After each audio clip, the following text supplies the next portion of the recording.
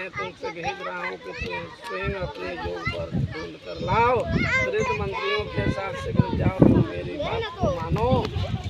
इसके बाद जैसा कहते हैं वैसा ही होगा। ऐसा कहकर सावित्री घर से निकल गई।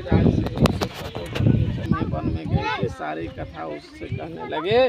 सावित्री बोली कि हे देवर्षि नारद, सालवन देश में धर्मात्मा ध्रुव से नाम से विख्यात एक क्षत्रिय राजा है जो वैश्वंधा हो गए है। उस समय छोटा सा बालक और उसके माता ऐसे समय अवसर पाकर वह पूर्व बैरे रुक्मी नाम का सामंत राजा उसके राज छीन लिया था। वह आर्द रूम से छोटे बच्चे को स्त्री के साथ जंगल की ओर चल गए और उसका वह पुत्र वन में होकर बड़ा धार्मिक धर्म सब बोलने वाला था। उसके अनुपति समझकर मैंने उसके मन में वरण कर लिया है। यह सुनकर नारद जी ने कहा कि हे राजन, सावित्री के यह बड़ा कष्ट कार्य कर डाला। बाल बुद्धि होने से केवल गुणवान समझ सत्वान को वरण कर लिया। उसके पिता सत्य बोलता है, माता सत्य बोलती है और वह स्वयं भी सत्य बोलता है। उससे नाम के मुनियों ने सतवान रखा। उसको नीचे अश्व घोड़ा प्रिय है। वह मिट्टी की घोड़े बनाया करता था तथा चित्र में भी घोड़े लिखता रहता था। उसके चित्रार्थ भी कहते हैं। सत्वान दान और गुण में रज देवी के विषय के समान है। ब्राह्मणों की रक्षा करने वाला सत्यवादी तथा शिष्य के समान है। हेतात्वी के समान उधर चंद्रमा के समान देखने में प्रिय लगने वाला, रूप में दूसरे अश्विनी कुमार के समान ध्रुमशैल के समान बलवान है। किंतु उसके केवल यही एक दोष है कि दूसरा कोई नहीं। सत्वान आज से ठीक 1 वर्ष तक दीर्घायु होने का देह त्याग कर देगा। इस प्रकार नारद जी की बात सुनकर राजकर्मा सावित्री ने राजा से कहा कि ऐसा कहकर नारद जी आकाश मार्ग से स्वर्गलोक चले गए। उसके बाद राजा भी अपने सुमुहूर्त वेदों से ब्राह्मणों से वह पुत्री सावित्री का विवाह संबंधी कार्य से संपन्न करा दिया। शिव जी पार्वती जी से कहती है कि पार्वती जी इस प्रकार सावित्री कुछ समय व्यतीत हो गए और देवताओं तथा दौतों से मुझे धर्म करने के लिए आए हैं। मुझे होती है। और शंकर भगवान कहते हैं कि हे देवर्षि सावित्री व्रत का आदर पूर्वक सुनो। ये महेश्वरी उस सती सावित्री ने जिस प्रकार से इस व्रत को किया है उससे मैं कह रहा हूँ। जेठ शुक्ल पक्ष की त्रियोदशी तिथि के दिन प्रातः काल दंत धावन कर चुकने के बाद 3 रात्रि तक उपवास करने का नियम करें। यदि व्रती असक्त उपवास करने में असमर्थ हो तो जितेंद्रिय होकर त्रियोदशी की रात्रि में उपवास करें और चतुर्दशी के दिन बिना मांगे रात हुए अन्न को ग्रहण करें तथा पूर्णिमा के दिन उपवास रहें।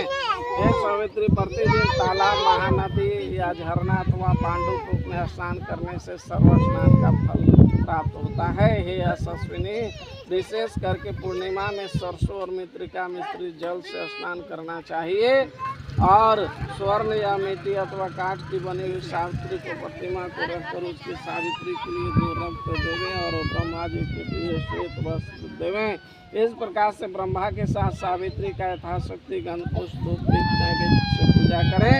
पुनः तैयारी हुई तरोई, ककड़ी, नारियल, खजूर, कहता, अनार, जामुन और नींबू, अखरोट, जीरा, काली मिर्च, टुकड़ी, गुड़, सेंधा, नमक एवं अतिरिक्त सप्तधान बांस की बनी हुई डालियां में रहकर इसमें वस्त्र विविध कुमकुम केसर रंग देवें। और इस प्रकार से ब्रह्मा जी की प्रिया सावित्री को स्थापन होती है। ब्रह्मा के उस सावित्री प्रतिमा का मंत्र पूजा के साथ होता है। इस पुराणों में मंत्र कहा गया है कि पूर्व जन्म में ओमकार का यह वर्ण है और ऐसे बिना पुस्तक धारण करने वाले देवताओं के ईश्वर है। इसके बाद प्रातः काल समय में वह स्नान कर वह महानदी सावित्री के पूजन कर जल के नीचे 108 भोजन बनाकर देवी सावित्री के समय दंपतियों को खिलाने से उस कुल में कोई स्त्री न विधवा न बांधा बागिन होती है और अतः नारियल का पश्चिम दोष कभी भी कोई किसी देव में नहीं होता है।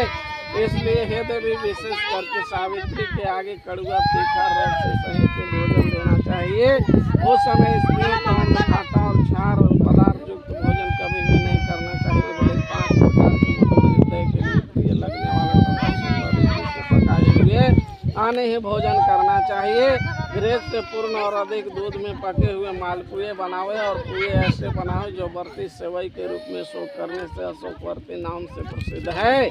और तीसरे पुए खजूर के बने हुए होना चाहिए। चौथे गुड़ और घी से युक्त सेवैया के रूप में होना चाहिए। जो स्त्री इस सबको दान करती है और स्वयं खाती है। वह पुरुष के लिए आहार कारणीय एवं स्त्रियों के लिए अत्य प्यारी धन धान बहुत बड़े कुटुंब वाले होती है। कुओं के दान से उसके कुल में ज्वर संताप और किसी प्रिय के वियोग का दुख नहीं होता है। अशोकवर्ती के दान से 21 पीढ़ी तक उसका कुल बहुओं लड़कों और अग्नियों दास दासियों से भरा रहता है। और जो स्त्री कुएं को देती है उसके कुल में बहुओं के साथ साथ प्रवीण होती है।